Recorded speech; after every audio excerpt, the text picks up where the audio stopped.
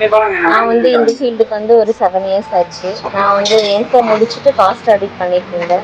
ஃபீல்டுக்கு வந்து ரொம்ப ஆள் கிடைக்காம இருந்துச்சு. என்னால என்ன சப்போர்ட் கொடுக்க முடியுமோ அதை நான் கொடுக்கணும் அப்படின்னு சொல்லிட்டு நான் ஒரு வெளியில போய் நான் வேலை செஞ்சு என் ஃபேமிலிக்கு சப்போர்ட் பண்றதை விட கூட இருந்தே சப்போர்ட் பண்ணணும்னு நினைச்சேன். ஃபர்ஸ்ட் ஸ்பேர் மெட்டீரியல் மட்டும் வாங்கி கொடுத்துட்டு இருந்தேன். அப்புறம் உள்ள வந்தமே எனக்கே கொஞ்சம் இன்ட்ரெஸ்ட் ஆயிடுச்சு. நம்ம வேலை செஞ்சு கற்றுக்கலாம் அப்படின்னு வந்ததுக்கு அப்புறம் அப்படியே கத்துக்கிட்டு இதுல உங்களுக்கு ஏதாவது சவால்கள்லாம் நீங்க சந்திச்சிருக்கீங்களா?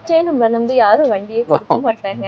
அவங்க வந்து ஐயோ லேடிஸ் போல்ட் எல்லாம் டைட் பண்ணவே மாட்டாங்க அப்படிங்கிற மாதிரி தாட் இருந்துச்சு அவங்களுக்கு. அப்புறம் நம்ம அந்த ஃபீல்ட்லயே நினைச்சு நிற்கவும் அவங்களுக்கே ஒரு இருந்துச்சு அப்படிங்கிற மாதிரி இந்த ஃபீல்டுல இறங்குறதுக்கு என்னோட ஃபேமிலி ஃபுல் சப்போர்ட்.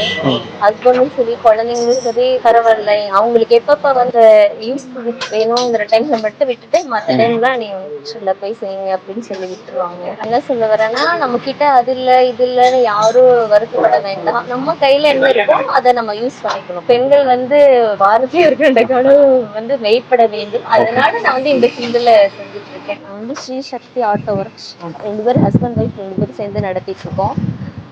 நம்ம நினைச்சோம்னா எதுலனாலும் எந்த ஃபீல்டுனாலும் முன்னுக்கு வர முடியும். இதுதான் அதுதான்ட்டு இல்லை, நினைச்சு நம்ம எண்ணங்கள் தெளிவா இருந்துச்சுன்னா எந்த ஃபீல்ட்ல வேணாலும் ஜெயிச்சு